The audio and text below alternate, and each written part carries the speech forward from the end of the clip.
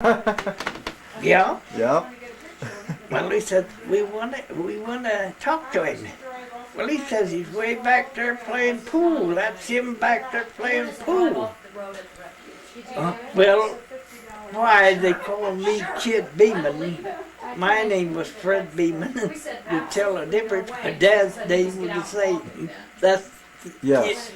if you want something done, get Kid Beman. They never said Freddie Beman. They said Kid Beman. Yes.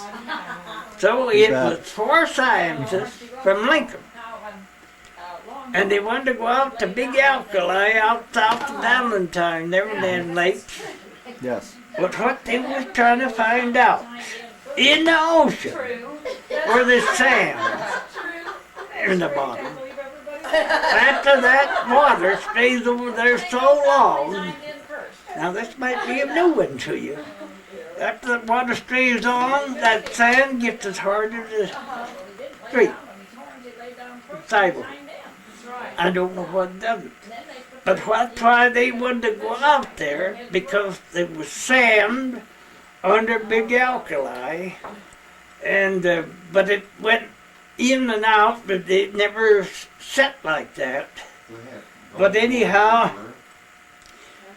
right north of that lake, this rancher had a well and a pump there, and so they pulled up right again. Ah, they had it. Oh man, this was nice. We can look all over these things. I said, fellas, I don't think you'd better stay here.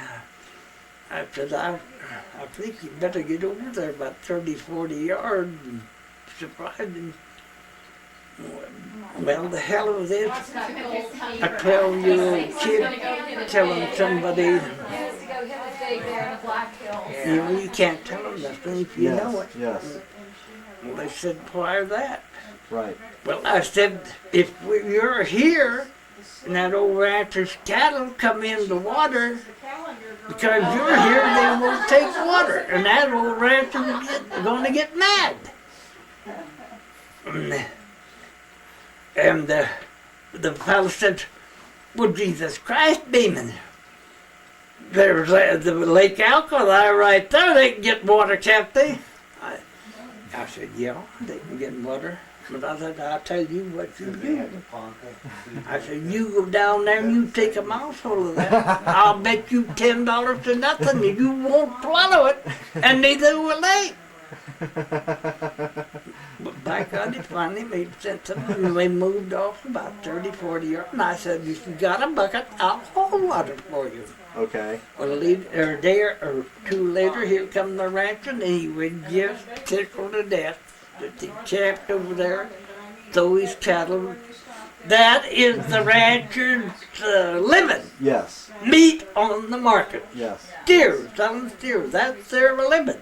Oh, yes. Well, that people come up from Lincoln and go out there and they just let the gates open. Oh, yeah.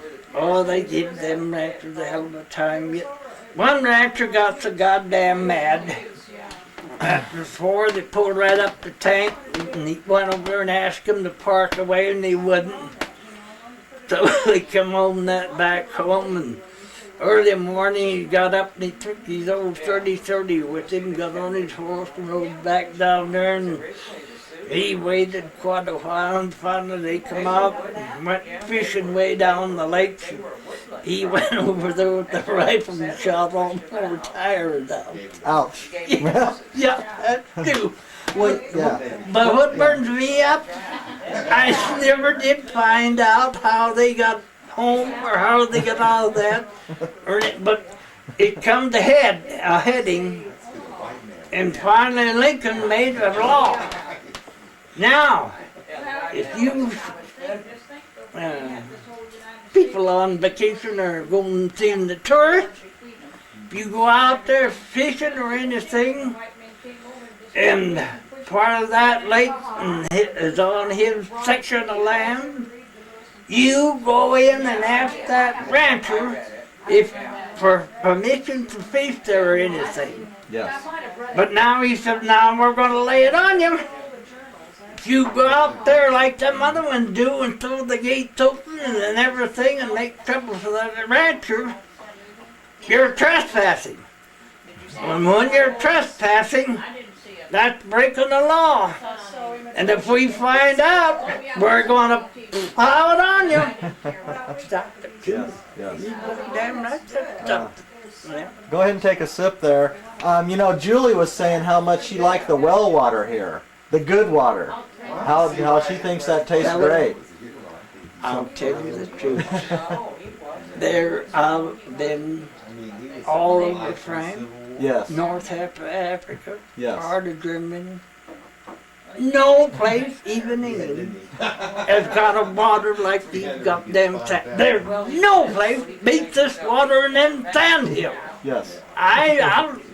There's no way they can beat water out of these sand hills. She wants to bottle it and sell it back in Texas. Huh? She wants to bottle it and sell it back in Texas for, you know, Oh, bottled hell. water. The hell! Well, that's a new one on me. I'll be go to hell. Yeah. Oh, No, sir. I'll back that up. I'll bet $100 to $1 that there's no better water in the world than in the goddamn sand hills. oh yeah, we got you here. Yeah. Well, I'll slow down my tape here and Yeah. we'll pause it. Yeah. But this one Sunday morning, I was there on duty, and here come a buggy with 5 or 6 Arabs in it Sunday morning going to church, team of horses, and a girl in there, and the boy was standing, double-seated buggy is standing up with the front part of the dashboard there, and they went to church Sunday, and they come out and they went to go back home. When they went to go buy me, here come a goddamn truck convoy driven by niggers. And they closed up when they did that. And this goddamn one nigger, if I could see him today, I'd shoot him. Oh, And did it take a little time, and he went by this team of horses these Arabs had. He jammed the goddamn truck in the left-hand horse, but I happened to stand in front, and this driver was sawing on him, and I grabbed him by the bit, did like that, and stopped him. Well, it's all say they'd coming back, and this kid fell out, the wheel caught under there, and just dug it to hell. So his sister come out, and I was about as pretty girl as I ever saw in my life. She about 16, she was laying over him crying, and I touched her on the shoulder, jumped up. I pointed across the canal to a house there. I said, "Doctor." And she understood, they know what a doctor is. So she had said something to 2 men, they took him out, carried him over there, and the doctor wrapped up the leg and brought him back. Got ready to go home south, about 8 miles. But this Arab standing in front of the team while they was getting a buggy, and he pointed at me. He says, "Come south." What he wanted to know, how come when them team jumped and started to run, that I grabbed him by the bits and jerked hell out of him and stopped him. That's what he wanted to know. I didn't know what the hell. I pounded my head from this. Here I've been born in Nebraska, raised cattle, cowboy. right. I couldn't think what the hell to tell him. Well, all the thing I could tell him, I just up and told him I'm an American cowboy. Ah, come down, come down, come down, God damn, come down. The rest jumped up, come down, come down, come down. Yes. Come saw means they understand. Okay. Boy, that rattled my ass. I couldn't figure that out, but we had a... Kind of had a happy ending to a had a happy ending to a little crisis well, there. That's what I couldn't figure out, how in the hell did he figure out what a goddamn cowboy was? That's what got me. Until this LaValle, he was a Frenchman in our army, and he could speak French. He was born in France.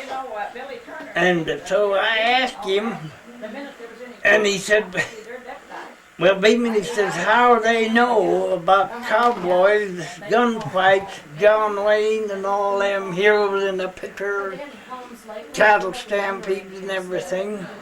He says them back echelon outfits, they got a movie, and after work's done supper, they go out and put up this movie, and all the GIs will sit in front.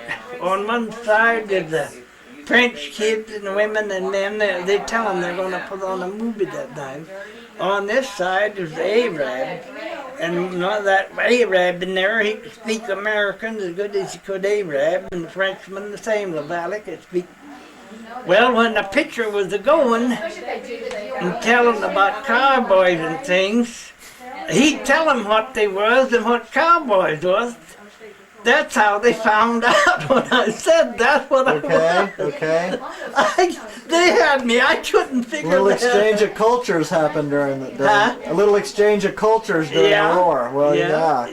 Allies Yeah, there. and it worked. I couldn't figure out how in Jesus Christ did they ever figure out what an American cowboy was, but it was through moving pictures and them fellas telling them what a cowboy was, John Wayne, gunfight, all that early day stuff.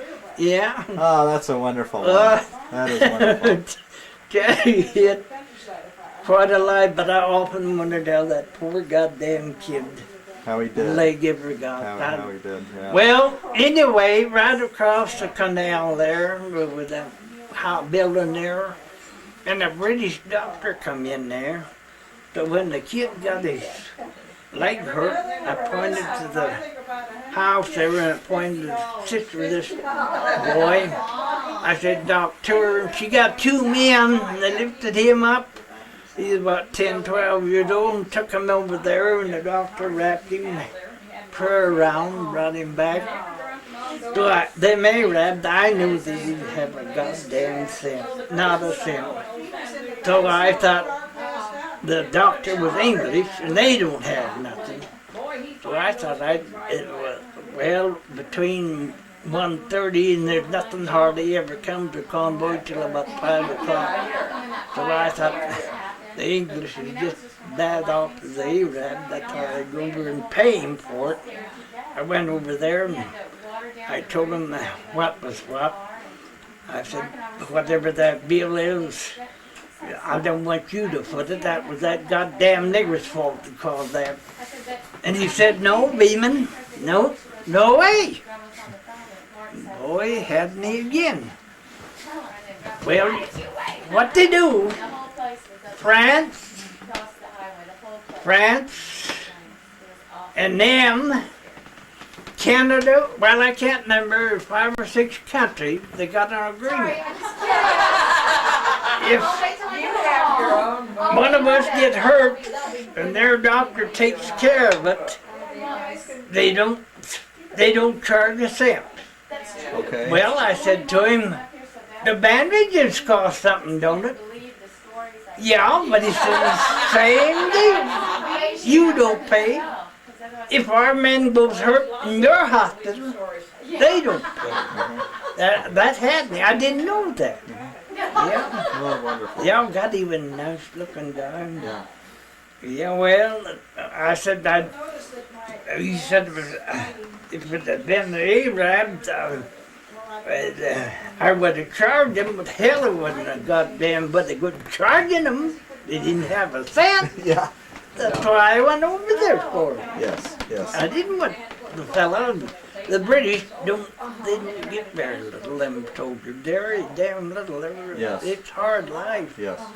And I didn't want him holding the bill. I had money. And I told him I would pay for it all. And he said, no, they've got that agreement between Canada, Belgium, France, Yes. and other Right. countries there.